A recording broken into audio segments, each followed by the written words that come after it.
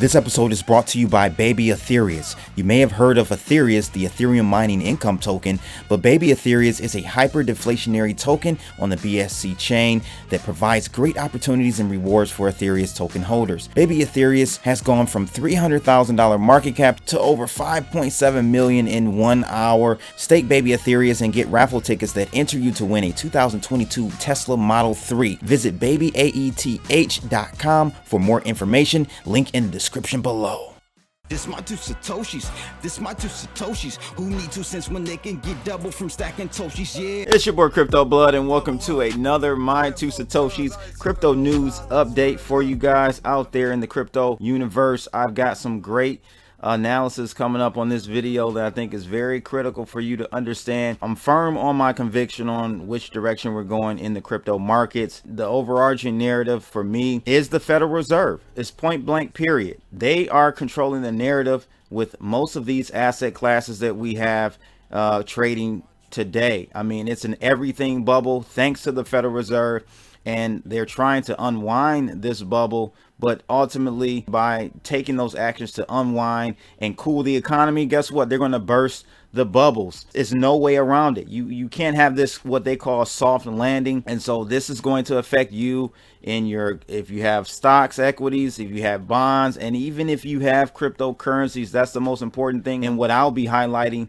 in today's video, and what I've been highlighting for many months now, why I feel like we have to take a leg lower first in the crypto markets before we head ultimately higher, which we will, I think, at some point in the future, but not anytime soon. And it's all because of the Federal Reserve. You have to take that into consideration. And also you have to understand that technical analysis only goes so far. I've said this a number of times, and I said this last week on another channel show, The Gentleman of Crypto. Fundamental analysis is the steering wheel and the engine, if you want to consider it technical analysis, but the fundamentals is actually what steers the overall direction of the markets in the short run. Yeah, your fibs and your trend lines and all that, they may accelerate a trend, right? An overarching trend, but they do not ultimately have the final word or dictate which direction the markets are going to go.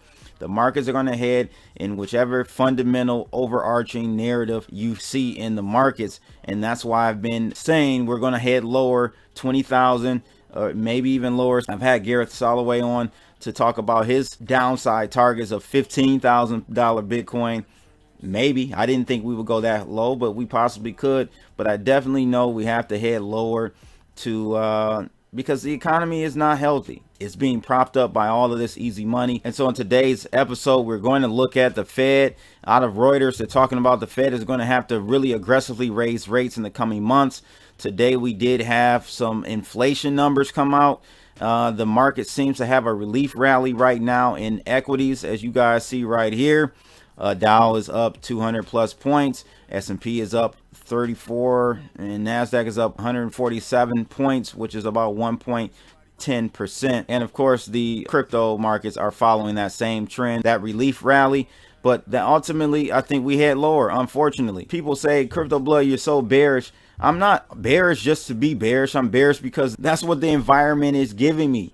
Okay, that's the only reason why I'm bearish right now. If the environment was giving me a bullish stance, then I would be bullish. It's just that simple. So we're going to take a look at this out of Reuters. Feds needing to increase rates aggressively. I talked about this in previous videos that, I think the markets were anticipating a 50 basis point hike last month, and they only got a quarter basis point. That's why I think we saw that rally that happened all through March. However, I think we're going to start getting interest rate hikes higher than expected going forward. Maybe not this month, but maybe May, June, later down the road, second half of this year, we may start seeing interest rates really hike aggressively. That's going to have a direct negative impact on the crypto markets. Ladies and gentlemen, you have to understand this stuff. Also, we got my man Arthur Hayes, who is, in the crypto industry. It's a hate or love it type of situation with him.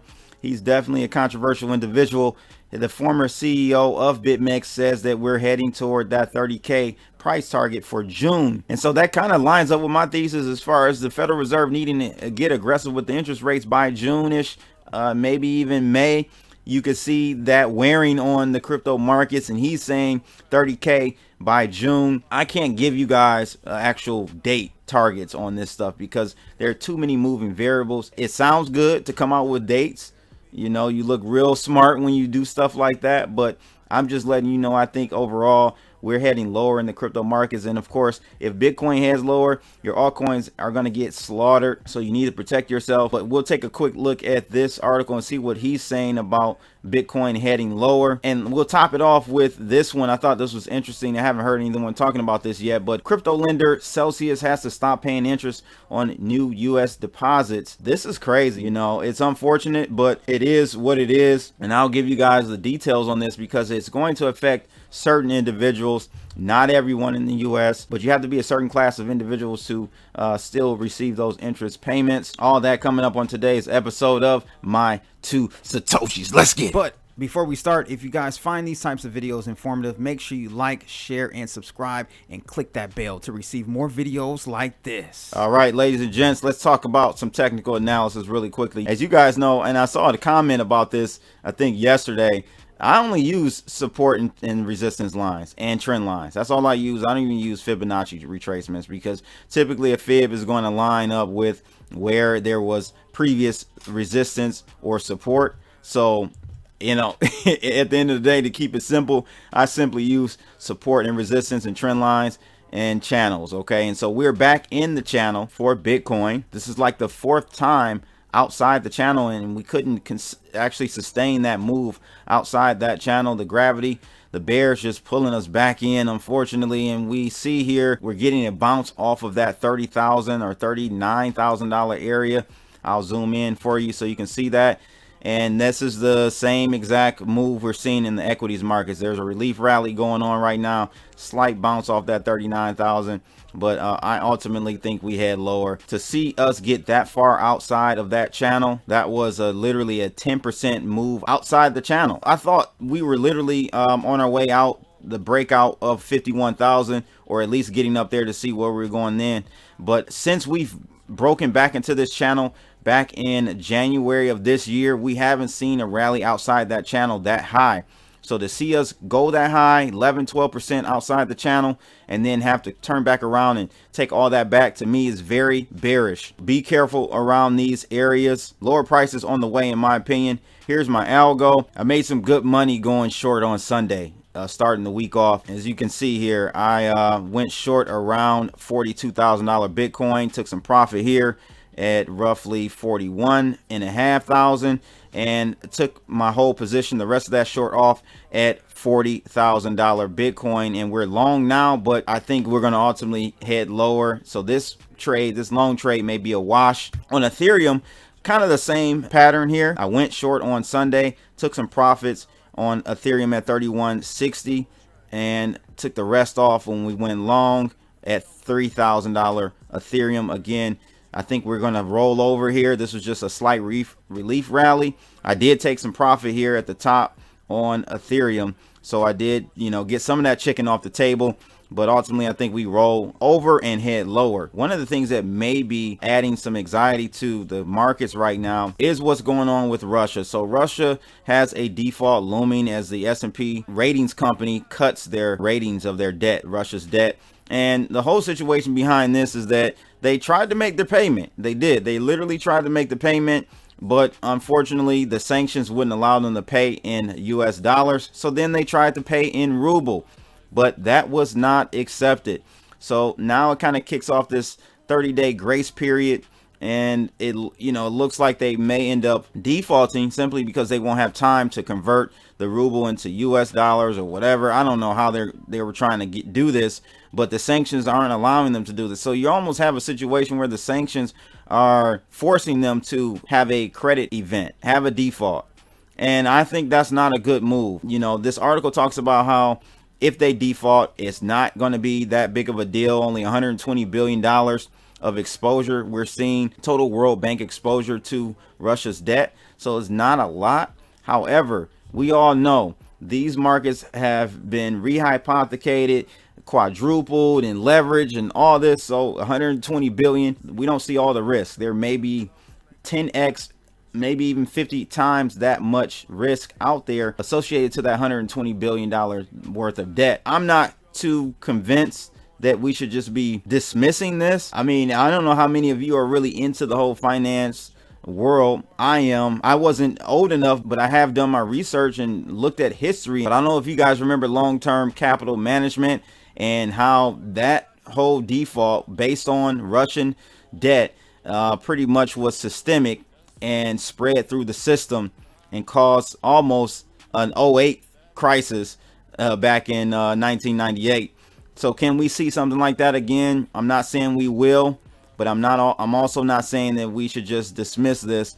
And you know, the markets did fall with this news. The markets are probably falling because of inflation. We're seeing this relief rally maybe today because the markets are trying to, I think, in a very disillusioned manner, they're trying to say, hey, maybe in hoping that inflation is peaking. It can't get too much worse than this, is what they're saying. I tend to disagree. And, you know, ultimately we will see the markets have to price in higher inflation if it does head higher. I don't know if you guys saw the market analysis video from yesterday that Default did on the channel, but you should go back and check that out because he actually talks about and maps out the interest rates for the 10-year yield.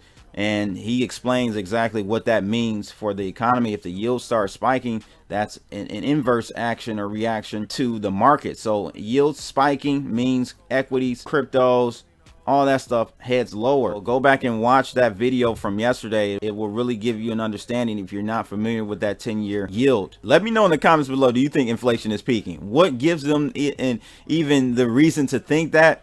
I personally think, and this is what happens all the times in markets, or I should say news headlines and news channels look for a reason for the moves in the market. It just simply could be that this is a relief rally. It literally could be that shorts are covering. I cover my shorts in the crypto markets. I'm sure millions of other people did too in the equities and crypto markets. So it's probably just people taking some profits off the table, and then we're going to roll right back over tomorrow. But let me know if you think inflation is peaking in the United States. I think we're just getting started, to be honest with you. Speaking of inflation, a way for the Federal Reserve to fight inflation is to raise interest rates. So this article out of the Reuters is saying that the Federal Reserve is expected to deliver 2 back-to-back half-point interest rate hikes in May and in June to tackle runaway inflation, according to economists polled by Reuters. So half-point interest rates is, in translation, a 50 basis point hike back-to-back. So they're saying we're going to see 50 basis point in April and then another one in May. Now remember, I talked about this in a video last week. They are saying that the Federal Reserve is looking for, at the end of this year, to raise interest rates by a whole 250 basis points. That's 2.5%. That is a lot. That is a hell of a lot of hiking to have to do between now and the end of the year. And this is why, ladies and gentlemen, I am bearish on risk on assets. That's including crypto markets. That's including equities. That is why I am so gung-ho on us heading lower. Where is that price? Where's the bottom? Who knows? You don't know until after the fact. You may get lucky. Some have to get lucky and buy the dip, but most won't. So you just have to plan accordingly, you know, have some dry powder on the side so that you can take advantage of those dips. Lastly, I just got to touch on what's going on with Celsius. Unfortunate to see this happen, and they've been battling back and forth with the U.S. regulatory agencies. It looks like they are going to have to stop offering crypto interest accounts to U.S. users at the end of this week. So per an April 11th announcement, the crypto lender will transition new deposits from U.S. users to custody accounts. Critically, those accounts will not pay interest unless their owners are, guess what, accredited investors. And so you may ask, if you're unfamiliar with what an accredited investor is, ladies and gents, you got to be an individual with one of these credentials, a Series 7, 65, or 82. Family office that has at least 5 million in assets, business entities that own over 5 million or more in assets, and or an individual with a professional certification or status as a private funds knowledgeable employee, or a married couple in which one spouse qualifies based on their finances, and that is, of course, making an annual income of at least $200,000, and if you're joint, it's $300K. And one other thing, that person or individual's net worth has to exceed $1 million, but that can't include your primary residence. This pretty much knocks out a lot of people out there. Okay, it knocks out a lot of the people that are benefiting from Celsius, which is CeFi, centralized finance. It's going to cause people to go toward DeFi. That's a good thing, in my opinion. Very good thing. And so there is a silver lining in this, of course.